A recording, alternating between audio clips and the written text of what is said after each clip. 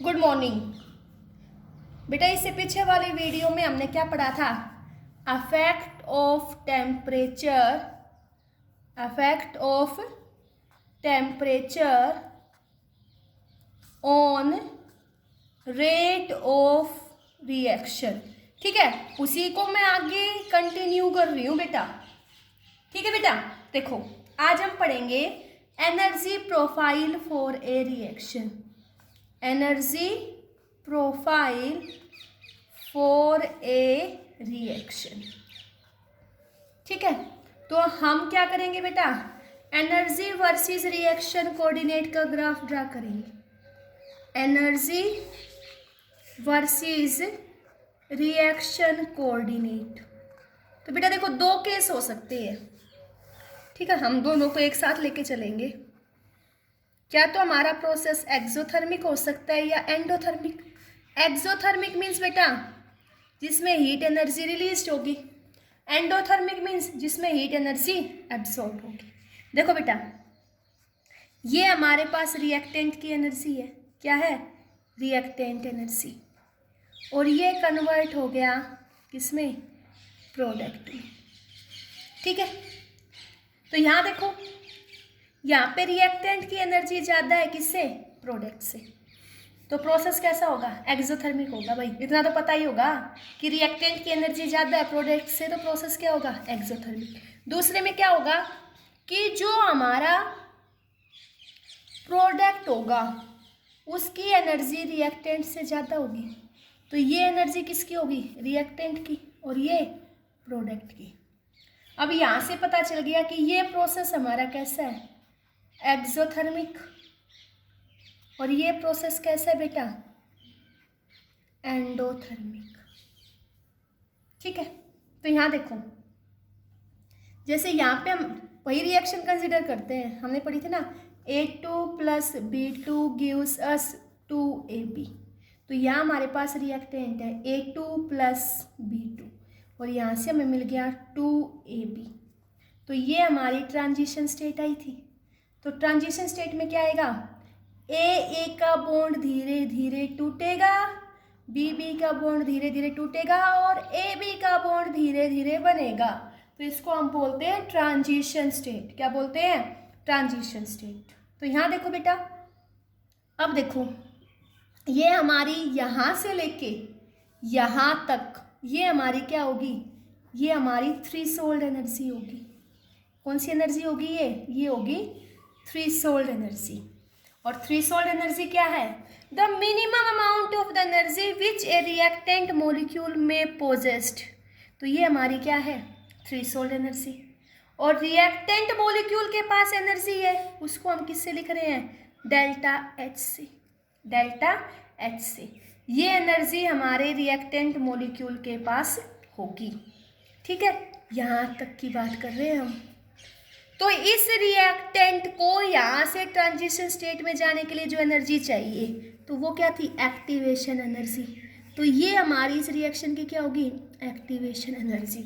इसको मैंने लिख लिया EA1 से।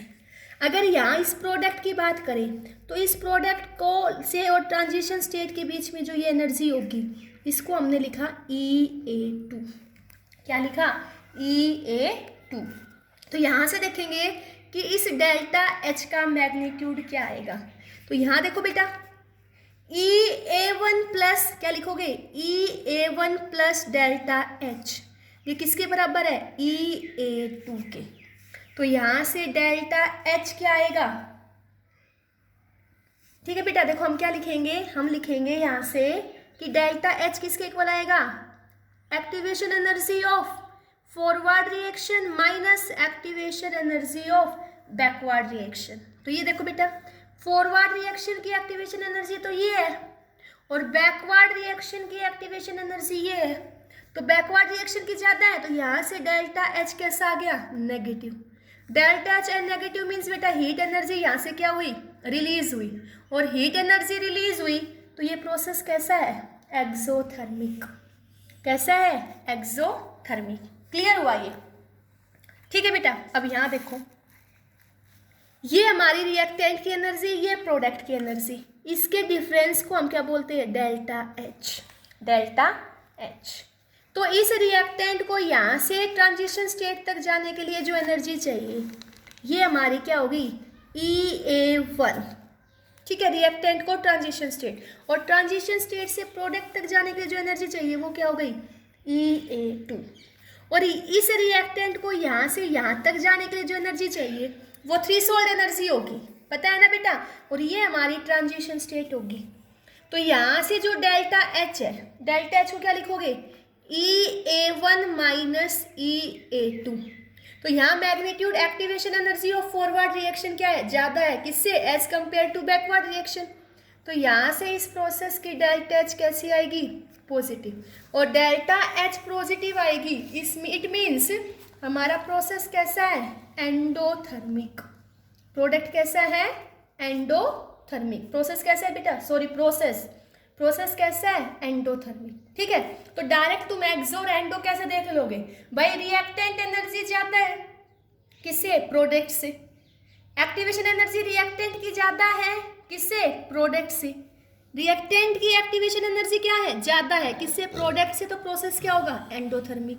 अगर प्रोडक्ट की एक्टिवेशन एनर्जी ज्यादा है रिएक्टेंट से तो प्रोसेस कैसा होगा, एक्सोथर्मिक।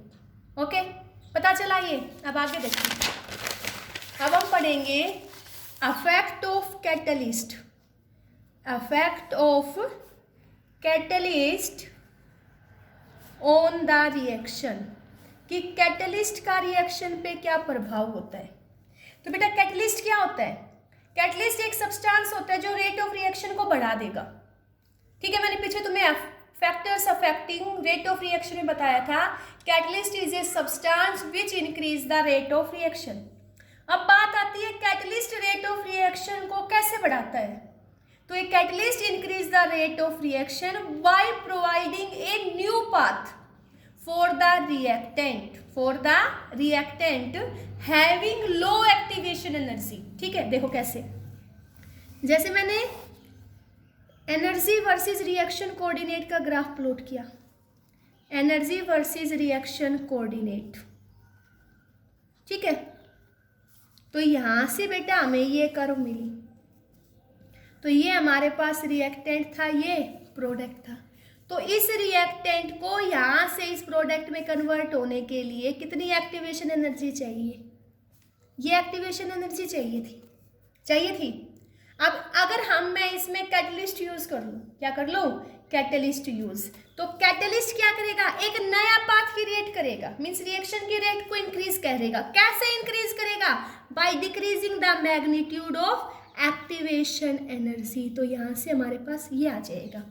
तो ये एक्टिवेशन एनर्जी थी, ये एक्टिवेशन एनर्जी कब आई, when catalyst is not used. हमने कैटलिस्ट यूज नहीं किया तो हमारे पास एक्टिवेशन एनर्जी ये आई, फिर हमने कैटलिस्ट डाल दिया तो कैटलिस्ट ने जो ये एक्टिवेशन एनर्जी का बैरियर था इसको क्या कर दिया, EA डैश। तो EA डैश कब आई, व्हेन कैटलिस्ट इज यूज्ड। तो बेटा तुमसे पूछा जाएगा कैटलिस्ट रेट ऑफ रिएक्शन को कैसे इंक्रीज करता है, तो हम कहेंगे catalyst increase the rate of reaction by providing new alternative path for the reactant of low threshold value, then the magnitude of activation energy will be decrease. Okay, clear हुआ ये। तो कैटलिस्ट डालने से रेट ऑफ रिएक्शन क्या होगा, increase होगा। Catalyst क्या करता है, catalyst will decrease the activation energy, और एक्टिवेशन एनर्जी को कम कर देगा तो रेट ऑफ रिएक्शन क्या होगा, फास्ट, क्या होगा, फास्ट। अब हम देखेंगे बेटा effect of catalyst on the following। Catalyst डालने से क्या अफेक्ट होगा, फर्स्ट देखो बेटा कैटलिस्ट डालने से एक्टिवेशन एनर्जी पे क्या अफेक्ट होगा। फर्स्ट इफेक्ट किस पे देखेंगे, एक्टिवेशन एनर्जी। तो बेटा कैटलिस्ट डालने से एक्टिवेशन एनर्जी क्या हो जाएगी, डिक्रीज हो जाएगी। कैटलिस्ट डालने से एक्टिवेशन एनर्जी इंक्रीज, सॉरी बेटा एक्टिवेशन एनर्जी डिक्रीज होगी। अब हम बात करेंगे रेट कांस्टेंट की। तो कैटलिस्ट डाला, एक्टिवेशन एनर्जी डिक्रीज होगी, मींस रिएक्शन जल्दी हो गई, मींस रेट ऑफ रिएक्शन बढ़ गया, और रेट ऑफ रिएक्शन बढ़ गया तो रेट कांस्टेंट भी क्या होगा, इंक्रीज होगा। इक्विलिब्रियम कांस्टेंट के ऊपर क्या इफेक्ट पड़ेगा, किसका, कैटलिस्ट का। तो बेटा तुमने +1 में पढ़ा होगा कि इक्विलिब्रियम कांस्टेंट की वैल्यू चेंज होती है by changing the temperature of, by changing the temperature only. Catalyst डालने से इक्विलिब्रियम कांस्टेंट पे क्या आएगा बेटा, कोई इफेक्ट नहीं पड़ेगा, तो क्या लिखेंगे, no effect. Third, delta H पे क्या इफेक्ट पड़ेगा, तो यहाँ भी क्या आएगा, नो इफेक्ट। नेक्स्ट तुमसे पूछेंगे गिब्स फ्री एनर्जी पे क्या इफेक्ट आएगा, तो क्या लिखोगे, नो इफेक्ट। ओके, क्लियर हुआ। तो कैटलिस्ट एक्टिवेशन एनर्जी को डिक्रीज करता है, रेट कांस्टेंट को इंक्रीज करता है, and there will be no effect of catalyst on equilibrium constant delta H and delta G. ठीक है बेटा, अब देखो effect of temperature, effect of temperature on rate of reaction, effect of temperature on rate of reaction। देखो बेटा, हमें पता है, पढ़ चुके हम जनरली बहुत सी रिएक्शंस में क्या होता है, on increasing the temperature, on increasing the temperature rate of reaction क्या होता है, इंक्रीज। क्यों भाई, क्योंकि बेटा देखो टेम्परेचर इंक्रीज करने से काइनेटिक एनर्जी बढ़ जाती है, टेम्परेचर इंक्रीज करने से काइनेटिक एनर्जी बढ़ जाएगी, means that's by increasing the temperature, by increasing the temperature fraction of molecule having energy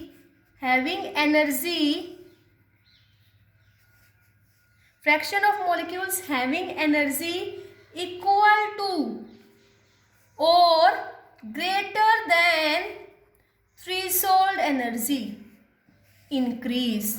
means बेटा मैंने कहा टेम्परेचर बढ़ाने से रेट ऑफ रिएक्शन बढ़ेगा, क्योंकि टेम्परेचर बढ़ाएंगे काइनेटिक एनर्जी बढ़ जाएगी, काइनेटिक एनर्जी बढ़ जाएगी तो fraction of molecules having energy greater than activation, greater than threshold energy, वो क्या हो जाएगा, इंक्रीज हो जाएंगे। और बेटा थ्रेशोल्ड वैल्यूज जितने रिएक्टेंट की मॉलिक्यूल जिनके पास एनर्जी थ्रेशोल्ड से ज्यादा थी वो बढ़ गए, it means number of collision, it means number of collision per second increase, number of collision भी क्या हो गए, इंक्रीज हो गए। ठीक है, तो इसको हम देखो कैसे हम इसको डिटरमाइन करेंगे विद इंक्रीजिंग टेम्परेचर। तो यहाँ पे हम प्लॉट करेंगे fraction of molecule having energy greater then threshold energy, और यहाँ पे हम लेंगे एनर्जी, क्या लेंगे, एनर्जी। तो टेम्परेचर T लिया तो यहाँ से हमें ये कर्व मिली बेटा। ठीक है, तो यहाँ देखो यहाँ इतने फ्रैक्शन थे तो एनर्जी इतनी थी, फ्रैक्शन 0.2 तो एनर्जी इंक्रीज, फ्रैक्शन बड़े मॉलिक्यूल्स के तो एनर्जी बढ़ी। और यहाँ देखो the energy possessed by maximum molecules, तो उस एनर्जी को हम क्या बोलते हैं, मोस्ट प्रोबेबल एनर्जी। ये क्या है बेटा, the energy possessed by most of the molecules, उसको हम बोलेंगे मोस्ट प्रोबेबल एनर्जी। तो यहाँ देखो बेटा इस टेम्परेचर के पास एक्टिवेशन एनर्जी क्या हो गई हमारी, कांस्टेंट। ठीक है, तो ये इसका फ्रैक्शन ऑफ मॉलिक्यूल जिनकी एक्टिवेशन एनर्जी क्या है, कांस्टेंट। अगर मैं इसके टेम्परेचर को 10 डिग्री सेल्सियस बढ़ा दूंगी, 10 डिग्री सेल्सियस मैंने टेम्परेचर को बढ़ा दिया, ये कब आया बेटा, व्हेन टेम्परेचर T, अब मैंने टेम्परेचर को 10 डिग्री सेल्सियस बढ़ा दिया, तो यहाँ से जो हमारी फ्रैक्शन थी वो भी क्या हो जाती है, डबल हो जाती है। क्या हो जाती है, डबल। तो हम क्या कहेंगे, first point on increasing the temperature, on increasing the temperature, भाई टेम्परेचर को इंक्रीज करोगे तो चांसेस ऑफ इफेक्टिव कोलिजन क्या हो जाएंगे, इंक्रीज हो जाएंगे। ठीक है, दूसरा टेम्परेचर इंक्रीज करेंगे तो यहाँ से मोस्ट प्रोबेबल काइनेटिक एनर्जी भी क्या होगी, इंक्रीज। लेकिन बेटा देखो on increasing the temperature, temperature increase करने से, यहाँ देखो पहले टेम्परेचर T था, फिर टेम्परेचर हमने T+10 कर दिया, तो मोस्ट प्रोबेबल एनर्जी इस टेम्परेचर T पे ज्यादा थी, T+10 पे क्या हो गई, कम हो गई। तो हम क्या कहेंगे, on increasing the temperature the fraction of reactant molecule which possessed most probable kinetic energy क्या हो गया, डिक्रीज हो गया। क्या हो गया, डिक्रीज। ठीक है, तो यहाँ से देखो, यहाँ से हम क्या लिखेंगे, हम लिखेंगे fraction of molecule which cross energy barrier, which cross energy barrier, वो डायरेक्टली प्रोपोर्शनल होगा किसके, E minus E A by R T. The molecules having energy greater than activation energy will cross the fraction of molecule having energy greater than activation energy. तो यहाँ से हमारे पास rate of reaction is directly proportional to E minus E A by R T. हमने क्या लिखा, rate of reaction is directly proportional to E minus E A by R T, और rate of reaction directly proportional है, तो यहाँ से हम rate constant को भी क्या कह सकते हैं कि rate constant is directly proportional to E minus E A by R T. तो यहाँ से देखो बेटा डायरेक्टली प्रोपोर्शनल का साइड डबल क्या आएगा, K is equal to A E minus E A by R T. तो यहाँ से देखो बेटा we can derive Arrhenius equation, we can derive Arrhenius equation from collision theory. हमने कोलेजन थ्योरी से किसको डिराइव कर दिया, अरहेनियस इक्वेशन को, किसको, अरहेनियस इक्वेशन को। तो यहाँ से देखो अब हम पढ़ेंगे अरहेनियस इक्वेशन, ठीक है, जो हमें बताती है quantitative effect of temperature on rate constant. Arrhenius equation shows the quantitative effect of temperature, quantitative effect of temperature on rate constant K, on rate constant K। तो अरहेनियस इक्वेशन क्या है बेटा, K is equal to A E minus E A by R T. तो यहाँ पे K क्या है, rate constant, K क्या है बेटा, रेट कांस्टेंट, ठीक है। ए क्या है, ए को हम बोलते हैं कोलेजन फ्रीक्वेंसी, हाँ, frequency factor, pre exponential factor, इसको हम अरहेनियस कांस्टेंट भी बोल देते हैं। ई ए क्या है, एक्टिवेशन एनर्जी, आर क्या है बेटा, गैस कांस्टेंट, और टी क्या है, टेम्परेचर, टी क्या है, टेम्परेचर। तो यहाँ देखो अरहेनियस इक्वेशन क्या आई, K is equal to A E minus E A by R T, ठीक है। अब हम इसका क्या लेंगे, natural log, take natural log, take natural log of equation first. इस इक्वेशन का हम क्या लेंगे बेटा, नेचुरल लॉग लेंगे। तो नेचुरल लॉग लेंगे तो क्या लिखेंगे, L N K is equal to L N A minus E A by R T. इसको बोल दो इक्वेशन 2, क्या बोल दो, इक्वेशन 2। फिर हम क्या करेंगे, convert this natural log, convert this natural log two common log. इस नेचुरल लॉग को हम कॉमन लॉग में कन्वर्ट करेंगे तो क्या आएगा हमारे पास, log K is equal to log A minus E A upon 2.303 R T. ठीक है बेटा, हमारे पास ये फॉर्मूला आ गया, बहुत इंपॉर्टेंट फॉर्मूला है ये। उसके बाद देखो हम कहेंगे लेट टेम्परेचर T1 है तो रेट कांस्टेंट क्या होगा, K1। तो यहाँ से इक्वेशन क्या आएगी, log K1 is equal to, बेटा A तो कांस्टेंट है, वैल्यू क्या रहेगी, सेम रहेगी, log A minus E A upon 2.303 RT1। इसको मान लो इक्वेशन 4। फिर हम कहेंगे इफ T2 टेम्परेचर क्या है T2, तो उस टाइम रेट कांस्टेंट क्या आएगा K2। इस वैल्यू को पुट करेंगे तो क्या आएगा, log K2 is equal to log A minus E A upon 2.303 RT2। ये इक्वेशन क्या आ गई 5। ठीक है, अब हम क्या करेंगे, divide equation 5 by 4, divide equation 5 by 4। log A से log A क्या हो जाएगा, कैंसिल।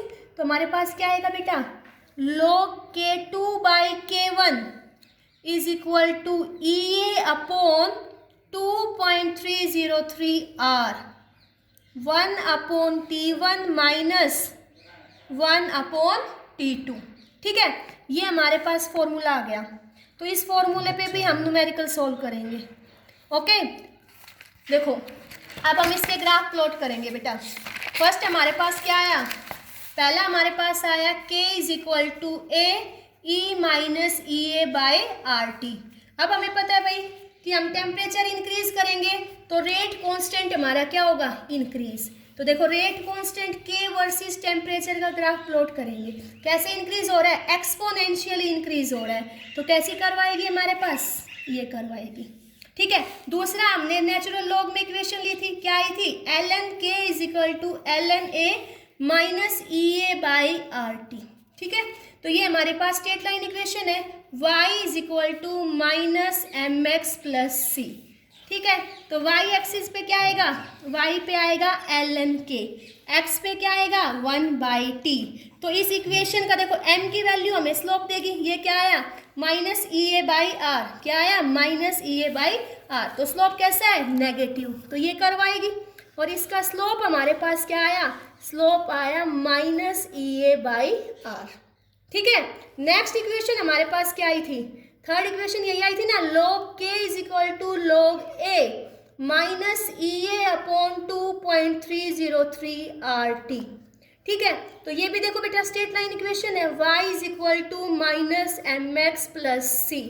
तो हम क्या करेंगे, ग्राफ प्लॉट करेंगे, y एक्सिस पे क्या है log k, तो ये क्या आएगा log k, x एक्सिस क्या है 1/t, तो यहाँ से m की वैल्यू क्या है minus E A upon 2.303 R. तो यहाँ से इस इक्वेशन का स्लोप क्या आएगा, स्लोप आएगा minus E A upon 2.303 R. और ये हमारा क्या हो गया, इंटरसेप्ट, और इंटरसेप्ट की वैल्यू क्या आएगी log k, ठीक है। Thank you.